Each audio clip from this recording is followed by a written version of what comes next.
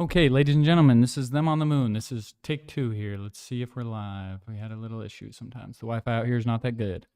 But are we good? Excellent connection. 1, 2, 3. Oh, yeah. Okay, happy Sunday, baby. We're going to get straight into this today. Here's the business. Is this going? Okay, yeah. Here's the business. My new song. Why does this say not going? Refresh.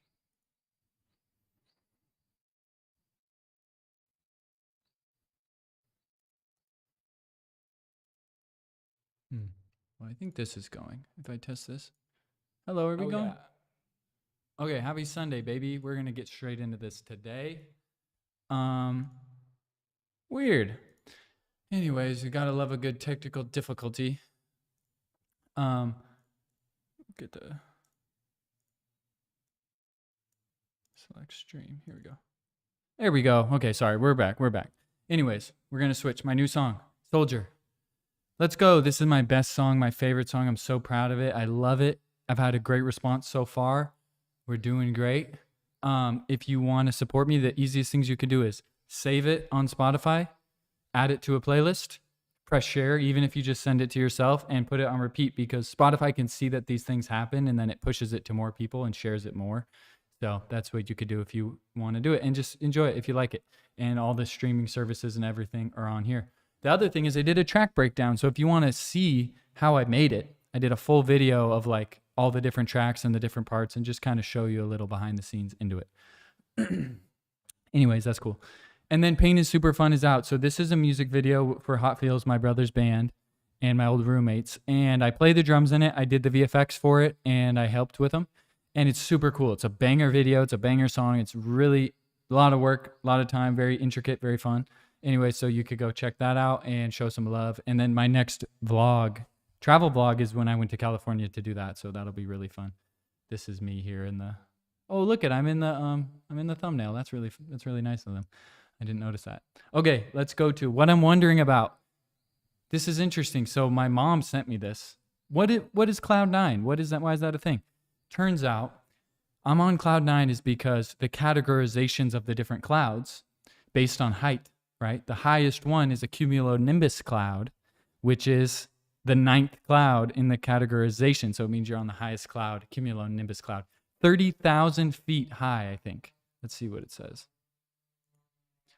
30,000 feet high, cumulonimbus cloud. Wow, it's so crazy. Cool. Next one. Dude, this is crazy. Check this out. By what mechanism do lizards stick to the wall? So lizards are all different, but for geckos, look at this. I was mind blown by this. Their feet have these things. They're like lines, but listen to this. Especially geckos stick to walls primarily through a remarkable mechanism involving tiny hair-like structures on their feet called setae. Each seta ends in even smaller flattened structures known as spatulae. Spatulae? These spatulae maximize contact with the surface, allowing the lizard to exploit van der Waals forces that are weak intermolecular attractions that operate over very short distances. So there's some kind of attractions that happen over teeny tiny little miniature distances within molecules. And the things on these feet get to such small little strands that it can exploit those intermolecular bonds. And that's how geckos can climb on the wall. So who knew that? Not me. I don't know what I was expecting, but I was not expecting to learn that. That's crazy. Okay, I love it. Makes me look at geckos all different now. Could you survive from eating ants? Apparently not for a long time. So you couldn't survive from eating ants for a long time, but you could for a while. So then I actually ended up doing a search on, because there's so many ants. So I was like, could you just live on ants? But I did a search for like which bugs, I didn't put that on here, but I put which bugs could you eat are the best for eating. Which, guess what number 2 is? Mealworms, if you didn't guess that. It's kind of funny. What kind of bug can you survive from eating the best? Let's look. Grasshoppers and crickets are number 1. And you could just live on crickets and grasshoppers. Like they got everything you need. You could just eat them all day. Mealworms, which are darkling beetle larvae, termites, and apparently ants. But you can't fully survive off of ants and grubs. But grasshoppers and crickets are dry weight, 58% protein. Wow. Iron, zinc, magnesium, very easy to find. And I'll just skip ahead a little bit while we're on grasshoppers. This is really funny. So some guy commented on my video. He said, I don't know even what I was talking about in the video, but some guy commented, look at this. He said, it's a studied psychological subject, by the way, internal locus and external locus. Look it up about like focus. And I said, okay, but if you eat a grasshopper, is it an internal locus? It's good. Come on, it's just funny to me. I just love that kind of humor. Oh, it's very funny. Anyway, sorry to toot my own horn there. It's funny though. What happened to Anne Frank? This is interesting. So I think she went to Auschwitz, but then she got transferred to somewhere else. And her dad was the only one who survived. But let's see. So she was hiding in the secret annex in Amsterdam. Her and her sister went to Auschwitz. And then the mom died of starvation. And then they died at Bergen-Belsen from typhus, most likely, which just weeks before the camp was liberated by British forces in April. So that's really sad, but she died of apparently typhus at a concentration camp. So we don't like that. Very sad. Next thing. I asked ChatGPT, if you had to guess, gun to your head, did Jesus really rise from the dead? And it's like, well, there's some evidence for Jesus being a person and the tomb being empty, etc. But, him rising from the dead was a spirit. Anyways, beat around the bush a lot. And I said, answer yes or no. Based on everything you can know, answer yes or no. That's it. And it said no, didn't rise from the dead. So that settles that. No, I don't know. I don't really know. But anyways, it's just interesting that that's what it would say. Not super surprising. Okay, what does it actually mean to love God as instructed in the Bible? So here's the thing. Been reading the Bible, learning about God, etc. And been on a real rabbit hole. But I have a family member who sent me this meditation app that's like a Christian meditation app about Jesus and stuff. So I was just doing it out of curiosity to see, okay, what do we got here? And it's a morning and a night meditation on Jesus and stuff. And like, it's on resilience, but it's like Jesus based. And they say in there a lot of times, like, love Jesus. Best thing to do is love Jesus, love God, love God. And I'm like, what does that mean? Like, what does it literally mean to love God? Like, it's hard to even figure out who God is, who even is God. It's very confusing. But then on top of that, what does loving God mean? What does that mean? Especially if it's hard to even know who God was. Because I'm like, especially that I'm reading the Old Testament, I'm like, dude, it's kind of a savage. So what are we talking about? So according to Perplexity, this is what we got. We got loving or wholehearted devotion and prioritize. So prioritizing. Obedience and trust. So trusting God and being obedient to the laws and devoted. Worship, praise, and gratitude. So being grateful, praising, and worshiping. Admiration, enjoyment, and satisfaction in God. And loving others, which is what the Bible teaches. So this is what it means to love God, apparently, which I was looking up. I'm like, okay, can you do that if you don't believe in God or you can't figure out who God even is or like what is God or like what does that mean? And it's like, no, basically you can't. You could act like you can. But to me, I feel like it's hard when I'm doing the meditation thing because I'm just giving it a red hot crack. I'm like, let's just freaking do this meditation. We'll just give it a try, see what happens. Like, I don't have a dog in the fight, so I don't care if it's real or not or what. Like, I just want to know it's true. So I'm trying it, but it's just weird because I feel like most Christians don't even necessarily know what it means to love God and don't really know who God is in terms of the Bible. You have like a white bread Christian idea of who God is. But when you actually read the Bible and you actually look at the Hebrew and you actually look at the history and you really dig into it to who is God and what would it mean to love God? What does that mean? It's very freaking confusing. And I think, because to me, I'm like, maybe I'm just purely an idiot. Maybe I'm just stupid and I can't understand anything. But I'm trying hard. I'm reading the Bible every day, studying it with ChatGPT and researching the history. And I'm every day watching the Jordan Peterson breakdown of Exodus, where you have scholars that have studied the Bible in their whole life, religious scholars. They know Hebrew, they know Greek, they're extremely intelligent, old dudes that know this shit. And I'm watching them even can't figure it out. They disagree and they don't know. And what does it mean? Like, what does this shit even mean? What is it? And it's so insanely confusing. So to me, I'm like, okay, if I'm trying this hard to figure it out and research it and look into it, and I can't even begin to, I'm like, am I even scratching the surface of what the hell this, if it's even real, what even it is? What does it mean? Like, is it just, it's all psychological, right? It's like these things of loving God. It's just psychological states, right? So it's like, how do you even know if you're in the right, if like, what even that means? Like, it just doesn't, it's just so hard to even make sense of it. So then I look at these your normal average Christian that goes to church, and like, I guarantee you they don't know that much shit about the Bible. They don't know that much shit about the Old Testament. They don't know that much shit about who God says he is and who God appears to be in the Old Testament, who apparently is the same yesterday, tomorrow, and for all time. So, and if you made them say, okay, what does it mean to love God? Who is God? Like, what are the, like, really based on the Bible, what are the answers to these questions? I feel like most people don't really know what it means. And if they do, am I just retarded? Like, that's what I think. I'm like, how do they know? And I'm like genuinely trying to figure this out, and it's insanely confusing. And even I look at these insanely high IQ Bible scholars, and they can't even agree what it means. Well, should you do this? Should you do that? What is, if loving God is being obedient, obedient to what commands? Like, what commands do we have to still follow? What ones do we not?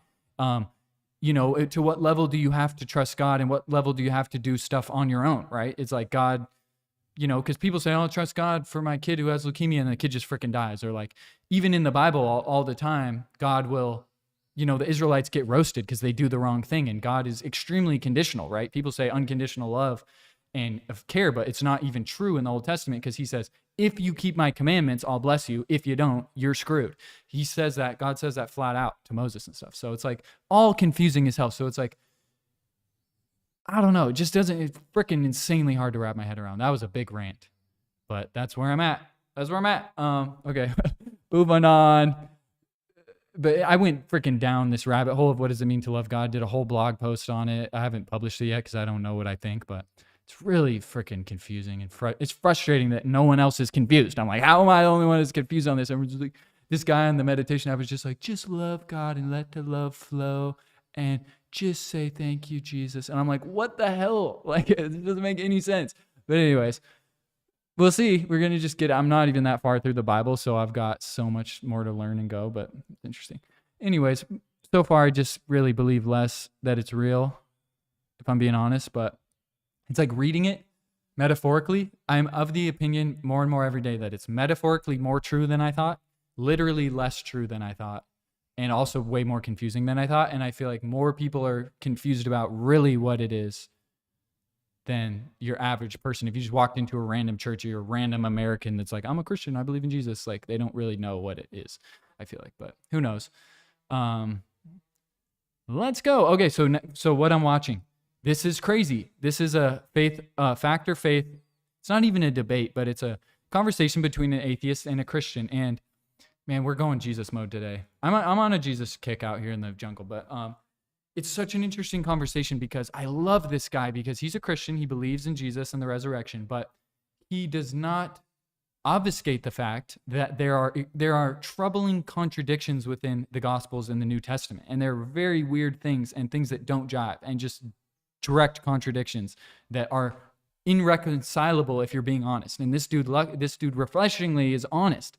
And he even says, like, there's a thing, I forget which gospel it is, but apparently when Jesus dies on the cross, all these tombs break open and a bunch of dudes raised from the dead, other dudes, who knows who they are, religious dudes, and they go around Jerusalem or they go around wherever, and they're talking to people for like a month, and they were dead and their tombs broke open and they were walking around. But when you look into it, there's absolutely zero mention of this anywhere else in history or the Bible or anything, and it doesn't make a lot of sense. And he's of the opinion that this just got thrown in there by, I think it was Matthew maybe, because people thought it was the end of the earth and there was going to be resurrections and other things.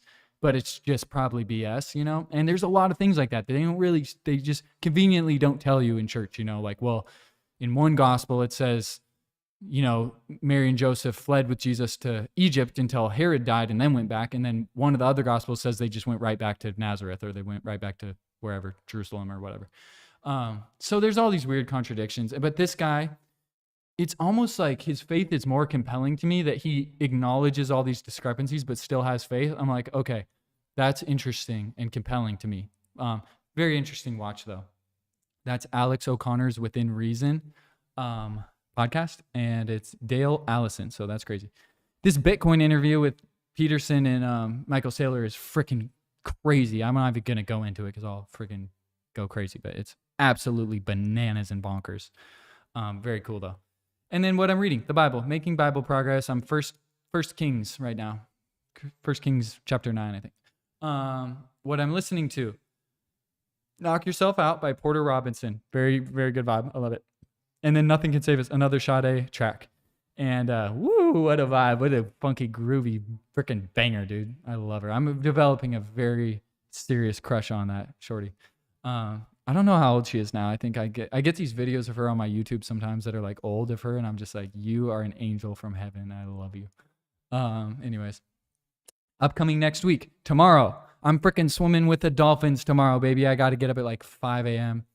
and then swim with the dolphins. And then also there's a podcast called the Life Shift Podcast, and I was a guest on it, and that's dropping on Tuesday. So that's really cool. And it was a great conversation. I talk all about my decision to leave school in the 8th grade when I quit school and left. I talk all about that, and it was really fun. And so look forward to that next week. We got my subscriber section. If you want to promote something or put something in here, a thought, idea, anything you want, hit me up and put it in there. And then this is where the paywall is going to be. Okay. Okay, so this week, here's the thing I'm figuring out. As I'm watching, we'll get into this. I'm watching the Exodus series, and they finally get to the 10 Commandments, and one of them is keep the Sabbath holy. And if you've been watching me, you know that I'm doing a weekly music Sabbath on Monday. So I'm doing my own Sabbath, and I just make music all day and vibe and don't work or do anything. Well, and I want it to be somewhat authentic, like the point of the original Sabbath, to experiment, to see what it's like. What I learned when these guys are talking about the Sabbath, which is really amazing, which we're going to actually watch it. I have the clip pulled up, and we're going to watch a couple minutes of it if you want, of their conversation that kind of roasted me. But Dennis Prager, he's like, dude, the whole thing is God created for 6 days and then rested from creating. So he's like, there's no creating on the Sabbath. That's not allowed if you're keeping it holy. And there's really no doing anything that's not holy. And he's like, the only thing you can create on the Sabbath is a baby, which I was like, that's funny. In my blog post, I put, unfortunately or fortunately, there's none of that going on out here, which is funny. But anyways, so they had a really cool, interesting take on the Sabbath, and I think I have to rethink what I'm going to do, which I'm going to see the Dolphins tomorrow because I was like, oh, that's resting. I'm having fun and like doing stuff. But Dennis Prager talks about how he wouldn't go to the baseball game on Sunday because it's the Sabbath. So I'm like, this interesting concept of keeping the Sabbath holy. What does holy mean? Holy means set apart, right? So it's like almost like doing the opposite of what society does to a certain degree. Or like people go to the baseball game on Sunday, you don't go to the baseball game, right? If people do X, Y, Z. So I don't know what I'm going to do, but they have we'll watch that clip, and it's very interesting. So I'll have to figure out something new, but feel free to give me suggestions. Let's watch it. Hold on. We'll get the photo dump first, and then we'll end off with watching it. One other quick idea before the photo dump is this interesting idea when I was learning about the Tower of Babel on the Exodus series. Essentially, the people were building the tallest towers they could to lift up their rulers, right? Like what kingdom, what ruler can have the highest thing, whatever. And they're building the Tower of Babel, and it's this thing about building the best. Basically, if you look at it from a metaphorical perspective, it's like the society was aiming at the wrong pinnacle, right? They're aiming to build the tallest building instead of being literally close to God, right? So it's like almost like a metaphor or a parable for if the society has the wrong aim and is exalting the wrong things, like your kings or earthly things, right? Trying to build in that way, like building technological process in the pursuit of the wrong goal, like a non-transcendent goal, which would be God, right? God at the pinnacle. What happens if you do that is you freaking lose coherence. You can't talk. You can't communicate. You don't know what's real. No one can do anything, right? It's disarray, right? So that's like the metaphorical meaning, right? Everyone's speaking a different language. No one can communicate anymore. Well, now check out this parallel to what's happening with our society and social media, right? It's like our AI and technology, right, is aimed at like making money and like retention and like sucking focus and like making these tech entrepreneurs rich. And it's like all of our progress and all of our technology and societal progress is aimed at the wrong goal, right? Like we don't have a central transcendent good goal at the bottom of our society or at the top of our society, depending on how you look at it. And look at the disarray it's causing, right? It's like you can't even go on the internet nowadays with AI and have any idea what's real. You can't have a conversation with someone because no one knows what the hell is real because everyone's in their echo chambers. There's AI, propaganda, everything's freaking psycho. And it's like, I feel like to a certain degree, it's like Tower of Babel 2.0, where it's just like technology. It's like technological advancement with the wrong pinnacle goal or transcendent value at the driving purpose of the technological advancement. If you have the wrong purpose, making money, getting attention, whatever, it ends in an inability to communicate effectively, right? So like that's the metaphorical truth of the Tower of Babel, which I think we're seeing play out in front of us, which I think is crazy. Anyway, sorry about that. That was a freaking rant. And then let's go to the photo dump. You're really getting a lot of rants today. Sorry about that. My head hurts, honestly, from saying all that. Okay, here we go. Selfie, beard selfie. This is right before I shaved, so I just wanted to, this is how it grew out. Pretty good. Pretty good, pretty handsome, if I do say. This is my chill spot. This is where I hang. There's like a little bed over here, which is like a makeshift sofa, and I sit there and I let the sun hit me and I vibe. So that's my little spot. This is Kiki drew another picture of me and sent it to me. So that's really nice. Very cool vibe. This inspired me to do my new promo photo, which I'll show you in a second. This is that funny comment I already went over. Look at this new promo photo. Come on, baby. This is a banger. Look at that. That is cool as shit. Look at it's like a fake wall behind me. So you can see the shadow of the clouds on the wall. But the wall is a picture of more clouds. So it's like this weird 3D thing. And the lighting is so good. And I do this new trick now where because it's always hard to do photo shoots by myself because I got to like hit the timer and run over there and pose and look at it and do it again. It's a pain in the ass. What I do now and what I did with this picture is I just turn my phone on 4K high quality video. And then I just record 4K video and just do a bunch of poses. And then I put that online on Premiere or After Effects. And I just scrub through, find a frame I like. Then I cut that out and do my edit with that. So this picture is just it's literally just a cutout of a video clip. So that's how I do my photo shoots now. But that's a banger. Oops, sorry. Okay, let's go. This is my, this is funny. So this lady I was talking to about my song, I said, hey, well, I'm on track to have the best first week release of any song. And she's like, no kidding. She's like, I had my Botox lady subscribe and like. And I'm like, let's freaking go. I'm like, I said in the photo dump, this is exemplary promo and support. Like, be like this lady. Shout out. Love it. It's so good. This is my Sunday pizza. I have pizza on Sunday nights to start my Sabbath, baby. Shit's so good, dude. There's not a lot of good pizzas here, but this one's good. And then this is the sunset. This is my banner for the post. And this is a beautiful sunset we had the other night out in the garden. So that's really nice. Okay. That's my photo dump. And also I want to mention this. I have this link at the bottom of every post. Book a one-on-one video call with me to discuss this or other topics. Feel free to do it. And you just go, I have a busy schedule and I have a calendar and the time zone's hard, but you can just book a 30-minute call, Google Meet, and talk to me about anything you want that I talk about on here. Any questions, if you want to pick my brain, if you want to have a conversation, if you want to say hi, this is for you to do it. This is going to go behind the paywall eventually, but right here you can take advantage of it if you want. And I'm freaking lonely. I've got no friends out here. I just had like a 2.5-hour conversation with my homie from Spokane, literally about God and life and just everything. And it was so nice. It was amazing because I don't get to connect with people. I'm freaking loner. So it's like, if you want to freaking hit the link, do it. But don't abuse it. But anyways. Okay, let's watch this Jordan Peterson, baby. Here we go. I'm just going to put this on and let's just watch it. So it may be hard to get context-wise, but they're talking about the 10 Commandments and they're talking about keeping the Sabbath holy here. And you can get an idea of kind of the rabbit hole I've been in for the past like month watching this, but it's really interesting, this conversation about the Sabbath. So let's get it. Yes, and so when he says keep the Sabbath, he's not saying work is bad. 6 days you do your work, but keep the Sabbath holy. And I'm wondering, why do you have to stop work to enter into or remember, to ritualize the space of holiness that in some sense maybe makes sense of everything else? God gives the answer. It's the only one he explains of all the commandments.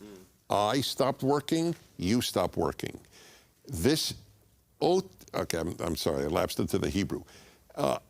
It is a sign between me and the children of Israel forever that in 6 days I created the heavens and the earth, and on the seventh I rested. When you keep the Sabbath, you are announcing I created the world. In my home, when we would make the blessing over the wine at the beginning of the Shabbat meal, I said, now let's all stand and affirm that God created the world, not chance. My kids would always chime in, and not chance. Like, there goes Dad again with his ritualized announcement. But to this day, they go, and not chance. And it is the undoing of everything they will learn at the secular university that chance created the world and not God. Well, one of the things that I've thought about in my contemplation of the deterioration of collective religious worship is a materialist, atheist, cynical response to Sunday Christians. And so the response was, this is very widespread in my youth, when many more people went to church, was that, well, that's all well and good for you hypocrites, because, once a week you go to church and you go there for an hour and you mouth some meaningless words and you pretend to be virtuous, and then you go off and you continue in your sinful ways just like everyone else. And I thought, that idea had a certain amount of attraction for me, I think, when I was 13, because I did... Because you were 13. Well, yes. But then I realized later, when I was really thinking through it, it's like, well, maybe an hour a week turning your attention towards something that's hypothetically higher in the stupid way that you're likely to manage it beats the hell out of never, ever doing it for a minute at all under any circumstances whatsoever, right? That sort of formulaic striving forward, even in that hypocritical and even banally ritualized sense, is, well, what are you going to replace it? Will you replace that with nothing? How is that an improvement? Well, it's not hypocritical. It's like, well, it's lower than hypocritical. There's not even a striving against which you could fail. And I don't see that as an improvement. So can I ask, just to really break this down, and to confess amongst my brothers here, I really struggle with this personally. This is what was crazy Sabbath. to me. I struggle personally to take a Sabbath. And maybe I'm not the only one with iPhones and constant distractions, and I have a busy job, and it's important. I think the work I'm doing is important. If you're lucky to have work that you cherish, it's good to do that work, and there's always a reason to keep working on Sunday. If you don't do that, then you think that. So what I want to ask humbly of all of you, what are your own practices? What makes... That's what I asked. I'm glad you're asking, and God bless you for struggling. I'm very bad at it too. And I know this is wrong. When one of the things I did as a clinical psychologist is I had all these high-end lawyers in my practice, and they were usually senior partners of large law firms. And the deal was that we made with the firms was, you send us your best people and we will make them more productive. They'll have more billable hours, but we work for them. We're not working for you. And so I faced this conundrum with my clients, because these were people who were worth a lot of money per hour. They were making $750 to $2,000 an hour. And they were working 16-hour days. I mean, I had a woman, one of my clients, she bought a new microwave because she could microwave her coffee in 10 seconds instead of 20 seconds in the morning. Her life was scheduled. She was hyper productive. And a lot of these people struggled, as you might expect, with work-life balance, that cliche. And one of the things I learned quite rapidly was that I could get these people to schedule out vacations 2 or 3 months in advance because they couldn't work fewer hours a day. The competition was just too intense. And it wasn't even easy for them to work fewer hours a week. I was wrong before. I think the part I was thinking of was coming If up. they scheduled 3 months ahead, they could take 3 or 4 days, and then they could do that. And what we invariably found I'm going to was, skip ahead. Hold on. and this is something to think about when you're being driven by that dictated, even to these better at that, to be creative. But no argument, every argument you made is impeccable, and none will change known his for that, you behavior. know. That's, well, for good reason. But this is critical. The only reason I don't work 7 days a week is because I think God commanded me. The only reason that we have the meals with our kids as intently as we did, and every Jewish family is the same that has this, they're at least 3 hours. You just sit and talk. From everything from, is there an afterlife, to how the local baseball team did. Everything is talked. I pipe up and my father would look at An interesting argument. Let's say that there's another marked the college wrong with which time. we have cooperation, and they won't play sports on Sunday. And Hold on. Sorry. We're going to be here for 40 minutes. and you know, that's a fair reading. play. But I didn't do it because it didn't make the day hope. Man, I marked the wrong time. This Blackwood dude, he says the most interesting thing. Of rest. And that's one of the reasons why the church, we all go to If you church on don't, Sunday. I very much agree that. I mean, first of all, I remember that I agree that the Sabbath should be kept holy, but Okay, here, hold on. Sorry, I don't mean to waste your time. These are like And 2.5 hours. I think the Sabbath is Yeah. I think it is Okay, here we go. I think this is it. to a lower end. And Yeah, here we go. Here we go. Sorry, this is it. I messed up big time.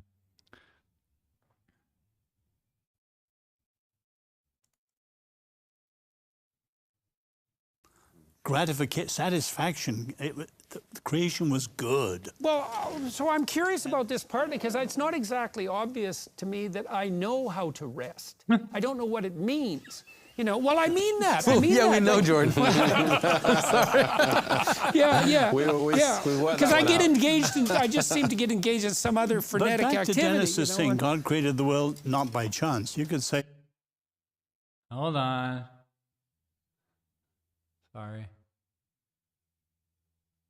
I messed up. I should have double checked the time. created it. I only So have a you small said set part. apartness, but you also said something like it doesn't depend on reflective you. gratitude. Okay, that's it. Here we go.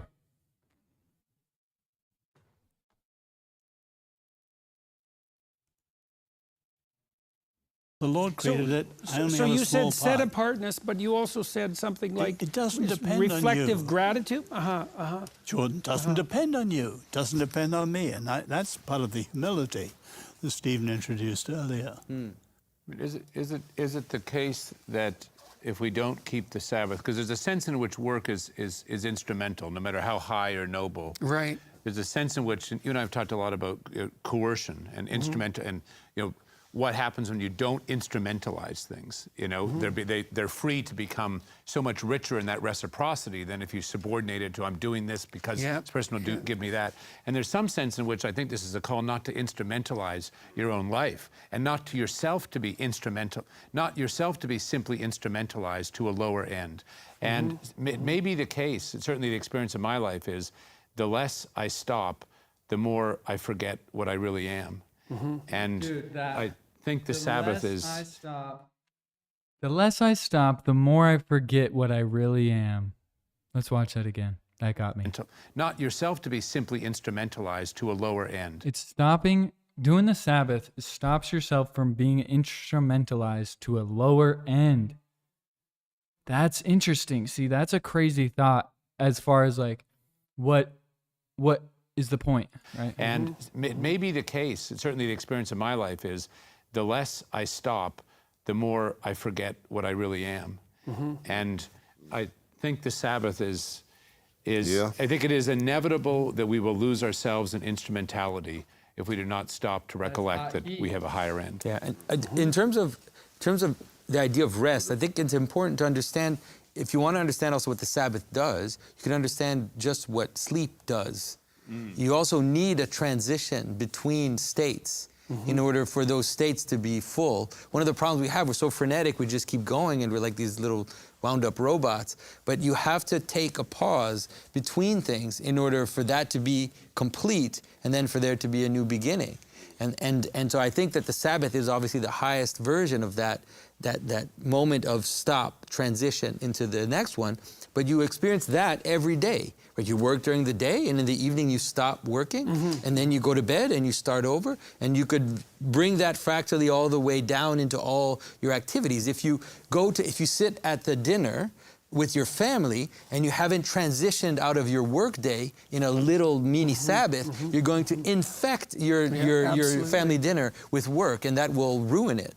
And so this idea of transitioning between states is very important. Yeah. Well, it also means when you don't do that, you have an endless past in some sense, right? I mean, one of the great miracles, I would say, of sleep is that the horrors of the day are now behind you, right? So there's that break that enables you to distance yourself from the past, and then, as you said, to transition into the future. And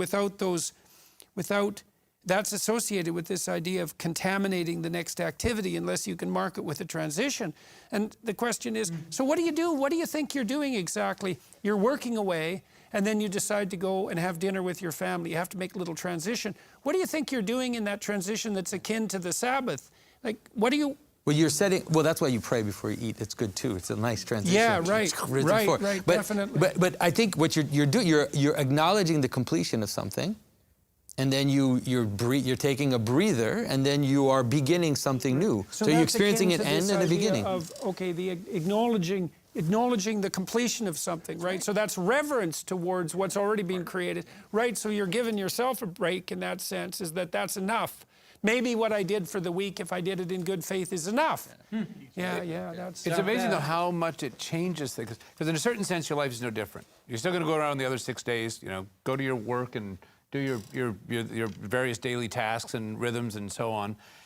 But in another sense, it's totally different. I mean, the difference between having consciousness of a higher non-instrumental and a higher purpose to your life within your life versus not having that is everything. Yeah, right, definitely.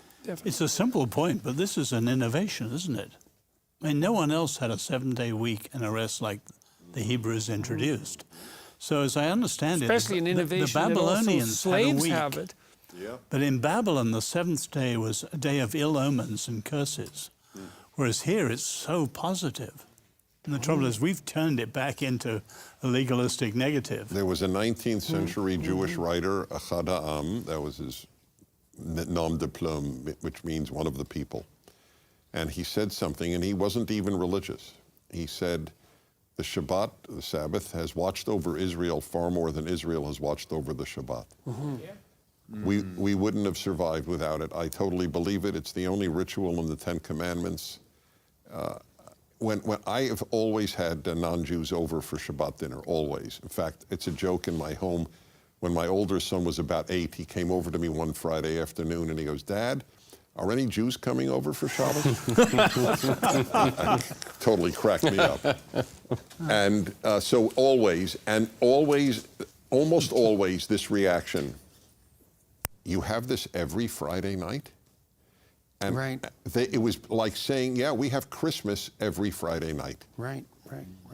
Well, so that's a lovely way of conceptualizing, in some sense, of what the Sabbath could be. Is like maybe you guys can it could hear be that the high day pitched that ringing, you could have if you got the day something's you ringing. wanted. I think it's above. And I don't mean in some instrumental sense, right? If you could have the day towards which all your instrumentality was hypothetically striving, what would that day look like?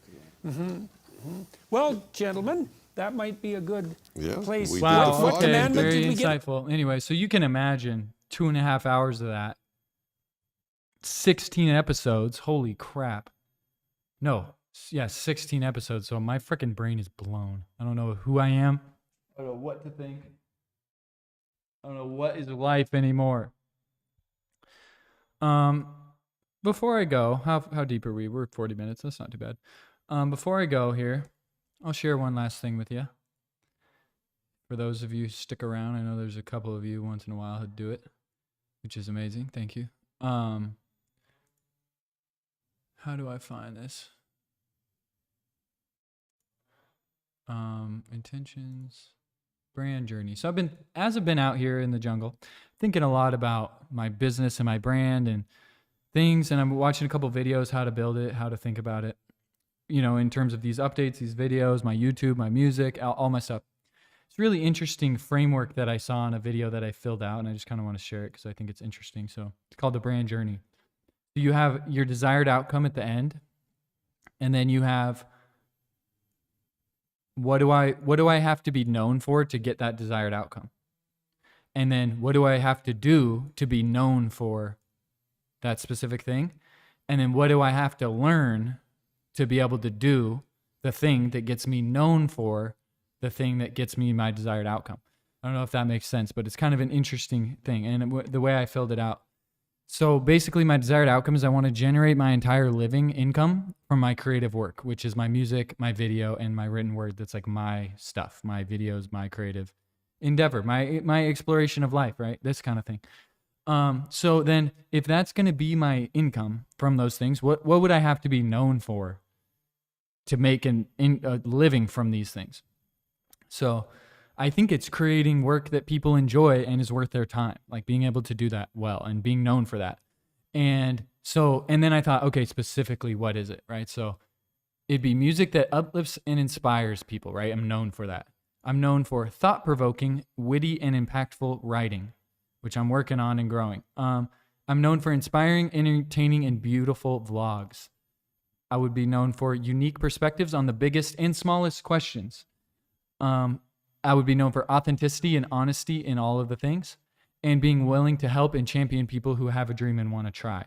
Which I was thinking about that, and it's amazing to me how hard it is to find those people. I'm like, dude, it seems like I don't know a lot of people who are like striving for a dream or a goal and really struggling, but just going for it with everything they have and not just settled. It's very rare for me to find those kind of people. I'm not saying they don't exist, but especially at a state where I could help them. But when I do find them, I'm like, go, go, go, go. What do you need? I want to help you. Let's go. So I love that kind of thing. But it's just weird. There's not that many people like that I can find. So I want to find them. But anyways, back to this. What would I have to do to be known for all those things? I have make time for the work and enjoy it. So enjoy the work I'm doing and make time for it. I think I would have to do that to be able to be known for all those things. Stay focused on my North Star and revisit every day what I'm doing and what I want. Excuse me. I would have to stoke and retain my curiosity, right? And I think my curiosity is a huge part of all this. And then find people who are chasing their dreams as well. So those are the things I would have to do. To be known for all those things. And then what would I have to learn to be able to do those things? And it's basically better time management, better discipline, how to focus for longer, and how to target my target audience. Those are the things I would have to learn. I don't know. I did that very quickly, so I don't know, but it's just interesting framework. I don't know why I felt the need to share that, maybe so I could think about it. But interestingly, that's kind of where I'm at and what I'm trying to do. And I have a lot of cool things coming up. So one thing I forgot about on the post is coming up next week, which is, I already told you, swimming with the dolphins and a podcast thing. But anyways, check out my new song. If you haven't, put it on repeat, share it, like it, playlist, everything, go. And if you want to sign up for my updates or my emails, there's a link in the description. It's free. There will be a paid tier getting added soon, but as far as the first half of all the updates, it's free. And since I'm not on social media, but that's the best way to keep up with me. If you're watching this, thank you. Super appreciate you. And we'll see you on the next one.